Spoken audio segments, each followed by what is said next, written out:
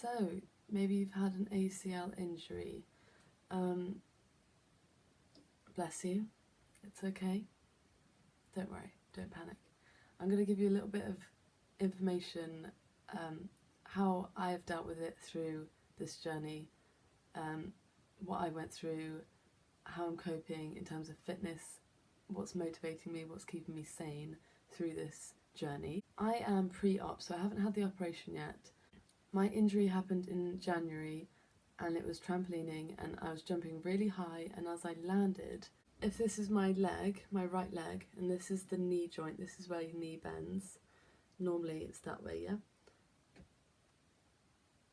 I was jumping really high, straight up and down, and as I landed, instead of your knee bending forwards like this, it went like this, to the right. And it happened very quickly. It was as I landed, it was pop, and came back straight back in. But as I fell to the ground, I thought my leg was still like this, and I was thinking if I look down, my leg is gonna be bent sideways and I'm gonna have to pop it back in. That's what I thought when I looked down, but it was just back to normal. It was straight. Very painful, very loud pop, and I couldn't quite stand on it straight away. I felt very sorry for myself. It was very painful. I was hobbling. So I had work the next day, and as I was standing up a lot, it started to swell and it got really painful. I knew something was bad, so I just went to A&E there and then, and that was a long wait, and I got seen to, had ibuprofen, and I got crutches, and then I was booked in to see the orthopaedic, and that's when he had a good feel of it, and he felt that my crucial ligament had ruptured. That's what he said. Anyway, so in between that and in between finding out, I wanted to maintain my fitness and my yoga, and so I tried yoga the next day, I think, and it was very painful.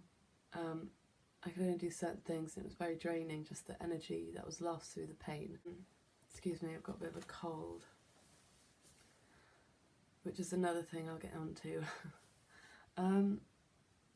In terms of fitness, I was planning to go to the gym, and I hadn't signed up yet. And with this injury debilitating me, it actually pushed me into the gym. I see this as a blessing, what's happened to me. As soon as I was on crutches and I could move about a bit easier, I was in the gym, signed up, and I was working out. I didn't really know what I was doing at that point, but I was there and I was trying. And I think that's something to really take from this. Don't let it make you become a couch potato and give up and be like, oh, okay, that's it. This is stopping me from doing, an excuse. This is stopping me from doing these things. You can still move about with this injury, and you can still do so many things. Work around it. Do as much as you can around this knee. Don't let it just, and being on the crutches is really hard at first. It's really tiring, but see it as something, a little arm workout, something to get you stronger without even trying. You're just trying to get around. But of course, have your rest days. Don't push yourself too far. Find out where your limits are with the knee, and if it gets past a pain of 5 or 6, then stop. That's what they've said, I think, at physio. Don't torture yourself with trying to do things, but at the same time, don't take a seat right back and just forget about doing anything, because it's going to be harder to get that momentum going again. I also saw this as a chance to be brought right back down in terms of fitness, starting right at the finer points of working the muscles and going a lot slower with every movement, so you're capturing everything and you're starting from the ground up. It taught me to do things properly and slowly and with more presence. The same with walking up the stairs. I would take each step one at a time And it would take me forever to get around the place, it took me forever to do anything. It took me a lot longer to do things, but that taught me presence, and it taught me how to slow things down, and you can still do these things in your day. I'll talk about what sort of fitness moves you can do, but also to look on YouTube to find other people who have gone through the same thing and how they've gone through it, and you know, the mentality to get through things. That helped a lot as well for me. So in terms of fitness, what you can do at the gym, try and keep your legs straight. I mean, some people would be having a brace. I didn't have a brace through this the whole time since I've had this injury. You can get knee supports and things. I just tried them on, they didn't quite feel right, and at times it was tricky, so find out what's good for you, what suits you. But at times at the gym, just try and do any moves that with your legs straight you can do. So leg raises, laying down and raising your legs. In terms of cardio, you can do cardio with your arms and light weights, and do sitting down in a chair and doing faster movements. That really helped at the start. I was doing that. Weights, arm weights to keep me stronger on the crutches, to get me around better. A lot of core work to help with mobility when, even just glute clenches, because that can help with your legs obviously. And do the physio exercises. They really help. I think I was given it 3 times a day to do these exercises, and I was maybe doing it morning and evening, and in the day it was kind of like, it was a bit harder, but every time I did the exercises I could see gradually me getting stronger and stronger, and it getting easier to move about, easier to bend the knee and straighten the leg. If you haven't seen the orthopaedic yet, and you've gone to A&E and you know that something's wrong, but you're just on crutches for a bit, I made the mistake of resting in a place where it was bent and comfortable, and then once I saw physio and the orthopaedic, they were saying get that leg straight as much as you can, and ice pack it and do everything. So I wish I just kept it straight, that in-between part. It would have been so much easier in recovery and exercises, instead of me walking around with a leg like this the whole time, because it kind of seized in that position. If you're not stretching it, it kind of stays there. In terms of ice packs, this is really good. You want something that's like a fabric, so it doesn't burn the skin when it's really cold. This is cold as it is, and it's just water, and it's just been sitting in my room, and that's really nice at night time when it's swollen. You want to keep the swelling down. I would also, when I would lay in bed, it would be comfortable to have something under the knee to prop it up and to rest it, because it was sore. But that wasn't a good idea either. You need to kind of go as far as you can in terms of stretching it and keeping it straight. I know it can be really painful, and just keep it straight as much as you can, and bend it as much as you can. Just gently though, don't push it, but just get that mobility, get that joint moving, and don't let it stay like a dead fish just hanging off you. Keep it moving. So if you've seen my old videos, you would have seen where my knee was at that time. So it happened in January, the accident, and it is May now. 5 months. I'd say in the last couple months I've been much better. The only things that I can't really do, obviously I can't do serious exercises like sprinting, anything twisting or anything too much. I can't really cross my legs, and I can't fully fold my leg. I can't fully close the knee. I'll show you what I can do in a minute, but also I want to talk about comfort and your setup around you during this time. Whether you're pre-op or post-op, you need to be able to move around your house, move around that where you are easily, I'm in a friggin' bunk bed, okay? Yes, I live at home right now. I've moved back home, and it's like a medium bunk bed. I can jump out, and I used to jump out and just jump out on the one leg. But if you can make it easier for yourself, that is what's key. You might need to buy some comfier clothes, because I couldn't wear jeans for a long time, tight jeans, and maybe, treat yourself to lounging clothes that aren't pajamas, so you don't feel so sluggish, but clothes that are comfortable to sit in throughout the day. And just surround yourself with nice comforting things, like I've got comfy socks on when I go to bed so I feel cozy. Just comfort yourself and just take care of yourself. TLC, just really do whatever you can. Massage that area with some nice oils, and have candles on before you go to bed to really calm yourself down. And because it is a shock what happens, and it is scary sometimes. When I used to look back and think about the sound that the knee made, and the pain, the mental sort of having a physical pain that's constant, and mentally trying to get through that can be really draining and exhausting. So comfort yourself as much as you can. Motivational wise, I would put,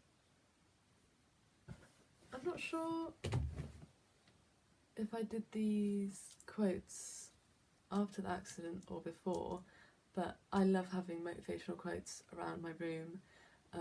I'd have them across the house if I could, but I haven't got my own place yet. Soon. And these really helped me get through waking up in the morning and just jumping out of bed, starting the day right, and persisting through this injury and knowing that I'm going to get out the other side. Also,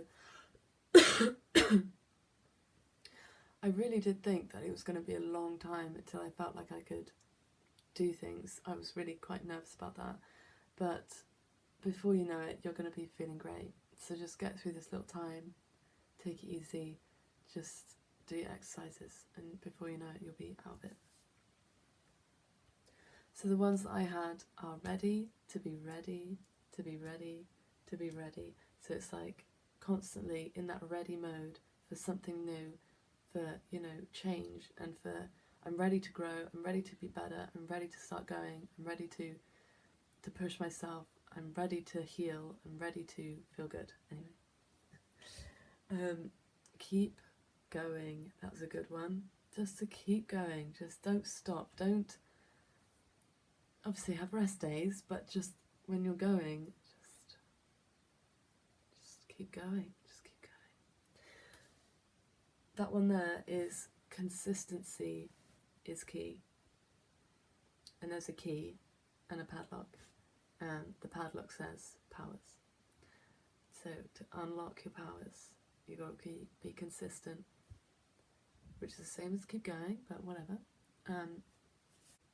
Be consistent with your therapy, be consistent with your goals, and see that in sight, and just keep focused on what you want to feel like, how you want to feel. I've got two more here as well that say raise the standard and raising the bar. That image is meant to sort of symbolise. And it's just making sure that where your standard, where your feeling of good feels, how you want your day to look like, just raise the bar, make it even better. Also, find what feels good. Finding what feels good in terms of how can I move my body in a way that feels easy and that feels good to me? How can I see the day and see all of the good things that are around, and just to lift my spirits, make me feel good? What makes me feel good? Finding those things, and just feel good. Make your day go easy as possible. Keep going, be consistent, focus on your goals, focus on how you want to feel, and just go for it. So yeah, in terms of mobility, I wasn't able to bend my knee, straighten my leg at all, because obviously I had that rest period in between where I just let it sort of seize up in like a 45-degree angle. Now I can really bend the knee. I can pretty much bend the knee to that far until it gets sore.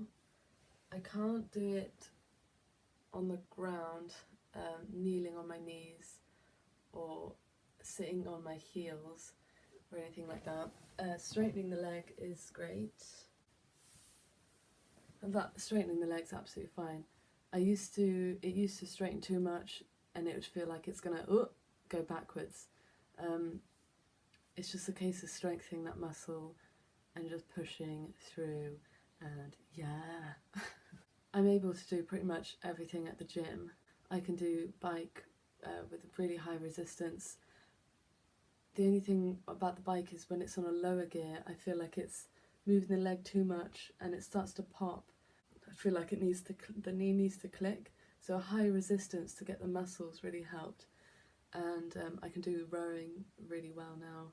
I've just started to do, forgotten it, where you have a weight behind your back and you do squats. I'm not sure what that move's called. I've only just been able to do that because I felt like the weight and doing squats with extra weight was too much on the knee. So, I mean, that's May now, so 3-4 months in, I've been able to start doing that, so yeah.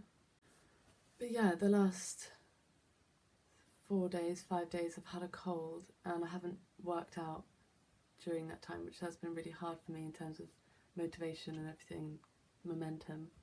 But you just gotta have those rest days. And yesterday I went to ACL, which is anterior crucial ligament physiotherapy, which is a weekly group that I go to now every morning at 8 o'clock for an hour. And there's a big group of us who have all done the ACL, and we all are doing exercises. Most people there are post-op, so they've all had the operation, and they're still working through it. Like, it's going to be a lot after the operation of physiotherapy, and how I'm feeling about that is, can't do much about it, but also I'm excited to see how strong it's going to be. Like, now I'm stronger and I can do a lot more, but I can't push myself to do sprinting or anything. I know that I can't do anything too crazy with how my knee is now, and I know that I want to do those crazy activities. I know I want to push myself and be really fit and active after the operation, so I can't wait to be able to use the leg after properly, and it's going to be so much stronger. So yesterday I also went to see the orthopaedic who's going to be doing my operation, and he told me how the operation is going to go about, so I'm going to tell you a little bit about that in case you haven't heard. And it's going to be really quick and simple. I'm just going to tell you the gist, because I haven't watched any videos online about what happens. I think I was a bit too scared to see the gory side, and I had an idea, so I was like, let's just keep that there, that's fine. But now I know, he showed me. Okay, so basically, this is my knee. The anterior crucial ligament, if you see a picture, if you ignore the kneecap here, there's going to be a big muscle that goes over the top. And underneath is this bone, this top bone, and this bottom bone here, and they move like this, okay? And in between this bit here, there is the anterior crucial ligament that kind of goes diagonally across between the two, and it goes through the bone. So if that is ruptured, he needs to put in place something else that's stronger. So what he's going to do is, you see these, if you kind of tense this bit here, you can feel that thin part here, which is your hamstring. He's going to take a part of the hamstring which goes up here, he said, which is going to be really sore, and he's going to take a piece of that. Basically, these are the marks he's going to be making. To get that hamstring in there, he needs to go through here and kind of diagonally come out this end, which is where the cruciate ligament goes through. And to get through there, he needs to drill holes into the bone to then feed through the hamstring. In order to keep that taut and strong and in place, there's this thing like a button which holds the bit on top, so it's kind of, it's like having this here, it's having something to stop it getting pulled through past the bone. It's stopping it and holding it in place. And then down here, the hamstring gets folded over and I think stapled. Just shove it in there and it's done. These two holes here are for the cameras and the tools to go in. So there's a squishy part in between here, just under the kneecap, which is where he will go through there. But apparently they're the only marks that are going to be made, and the scarring isn't too bad. The sore part is going to be up here with the hamstring, and also apparently you can't really move the leg at all when it's done, so it's going to be really swollen and sore. Yeah, you got to prep for that as well. I'm going to be set up in the living room downstairs, so it's easy access to move around the house. I'm going to have paints next to me so I can paint while I'm laying down, drawing, reading. Have everything around you that you want to keep you sane, because I don't know about you, but when I lay down for too long I can go a little bit crazy, a bit cabin feverish, and you've got to keep it moving as well. They say don't lay down for too long because you can get blood clots, you can get deep vein thrombosis where the blood just pools in one place. You got to drink a lot of water, they said, and I mean, I am really nervous about the operation. I haven't had general anaesthetic before where I've been put to sleep, and I am scared about just something potentially going wrong, or what if I don't wake up? That's quite scary. What if I wake up during the operation and I'm like, hey, wake me up, get me back to sleep. Also just the recovery afterwards. But I mean, so many people have gone through it, all the people that I meet at the ACL group. It's good to start talking to those people as well, because it was really comforting to hear everyone's stories and to hear how they're getting through it and to get advice of them. So just get social and, meet new people. You never know who you're going to meet, and they're really friendly. Everyone who's done it, we're all in it together. And yeah, what else? I'm really excited to become even stronger. This accident has made me so hungry for fitness and to be so agile on my feet, because I love moving. I hate feeling stagnant and not being able to do anything, and that's what this injury has taught me. And whether you're into fitness or not, whether you're actually, you weren't into fitness to begin with and it's not really your thing, like going to the gym isn't really your thing, maybe even walking, you don't really do much exercise at all. I mean, I think it's great for you anyway, and you might enjoy this challenge as well, where you can be like, actually, I'm going to start going to a walking group. I'm going to maybe take up some light yoga or some different types of exercises, because sometimes these things happen and it's actually a way to push you into something great. Like I was going through anxiety and depression when I was younger, and that actually pushed me into meditation and yoga and getting better and knowing that I can heal myself and make myself feel good and eating well and just so many other things. So don't let this get you down, as sad as it can be sometimes. See it as an opportunity to go into something and to grow and to get to know yourself and be present and be gentle and kind to yourself. And yeah, your knee is going to be so much stronger with this recovery, whether you do physio or the operation. you know, it's an opportunity to strengthen a part of your body that may have been weak. My knees were always quite weak, and so now I know that I need to keep my knees strong in life to do these activities, to do the things I want to do. Yeah, so I've had my consultation. I know what's going to happen. I just don't know when the operation is going to be. I'll get a letter in the post. Some people it takes 3 weeks.